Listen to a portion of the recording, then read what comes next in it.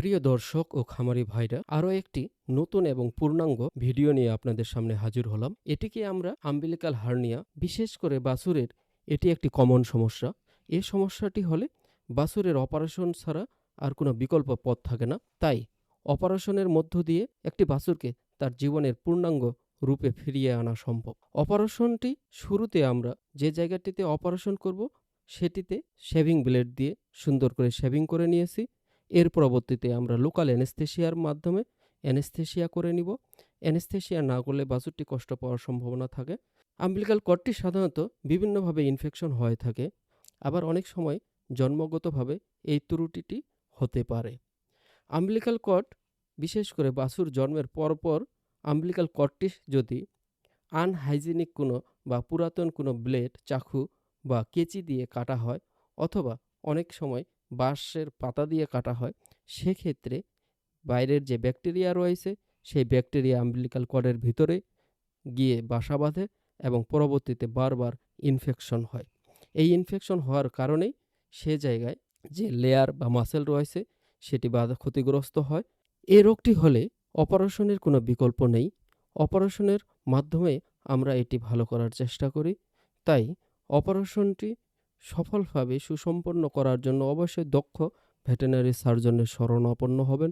তা না হলে আপনার বাছুরটির বা প্রাণীটির অনেক ক্ষতি হয়ে যেতে পারে।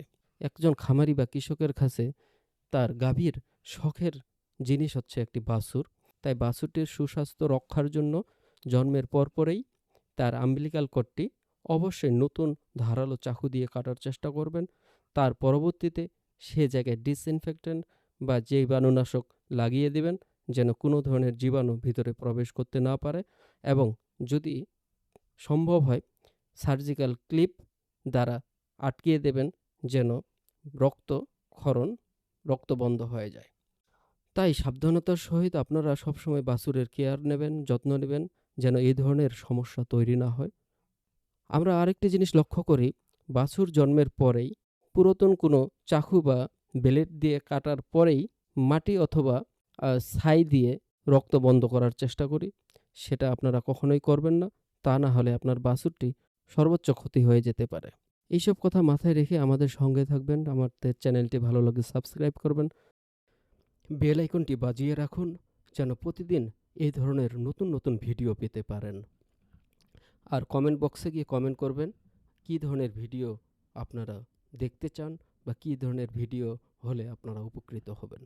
আশা করি এই ভিডিওর মাধ্যমে আপনারা সচেতন হবেন, আপনার বাছুরের কেয়ার নেবেন, বাছুরের আম্বিলিকাল কর্ডের যত্ন নেবেন এবং ভায়োডিন বা অথবা অ্যান্টিসেপটিকের মাধ্যমে পরিষ্কার রাখার চেষ্টা করবেন, যেন কোনো ধরনের জীবাণু ভিতরে প্রবেশ করতে না পারে।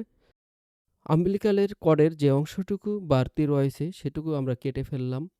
এর পরবর্তীতে আমরা সে জায়গাটিতে সেলাই দেব। সেলাই দেওয়ার পরবর্তীতে আমরা আবার ডিসইনফেক্টেন্টের মাধ্যমে তার যে রক্তমাখা অংশটুকু রয়েছে সেটুকু পরিষ্কার করার চেষ্টা করব। এর পরবর্তীতে আমরা স্কিন বা চামড়া সেলাই দেব। স্কিন সেলাইয়ের মধ্য দিয়ে আমাদের অপারেশনটি সুসম্পন্ন বা সর্বশেষ হয়ে যাবে। তাই ভিডিওটি ভালো লাগলে চ্যানেলটি সাবস্ক্রাইব করে আমাদের পাশে থাকুন, আমাদের বেল আইকনটি বাজিয়ে রাখুন, যেন প্রতিদিন এ ধরনের নতুন নতুন ভিডিও পেতে পারেন। আশা করি আপনারা এই ভিডিওটির মাধ্যমে অনেক উপকৃত হবেন এবং নিজেরা কখনো এই ধরনের সার্জারি চেষ্টা করবেন না। অবশ্যই দক্ষ ভেটেরিনারি সার্জনের মাধ্যমে অপারেশনটি করার চেষ্টা করবেন। তাই ভিডিওটি যেহেতু আমাদের রক্ত মাখানোর অবস্থা রয়েছে, তাই সম্পূর্ণ ভিডিওটি দেখানো সম্ভব হচ্ছে না। চাইলে আপনারা কমেন্ট করে আমাদের সাথে যোগাযোগ করতে পারেন, বিশেষ করে যদি কোনো ভেটেরিনারি সার্জন বা ডাক্তার হয়ে থাকেন। বলছি, সফল খামারি হতে হলে গাভী বা বাছুরের যত্ন নেওয়া ছাড়া কোনো বিকল্প নেই। একটি বাছুরেই আপনার ভবিষ্যতে খামারের অর্থনৈতিকের অনেক গুরুত্ব বহন করে। তাই বাছুরের যত্ন কিভাবে নিতে হয়, বাছুরকে কী খাওয়াইতে হয়, বাছুরকে কিভাবে খাওয়াতে হয়, বাছুরের কিভাবে যত্ন নিতে হয়, এই বিষয়ে পরবর্তী আরও ভিডিও আসবে। সেই ভিডিও পেতে হলে চ্যানেলটি সাবস্ক্রাইব করে আমাদের সঙ্গে থাকুন, পাশে থাকুন, বেল আইকনটি বাজিয়ে রাখুন। ধন্যবাদ।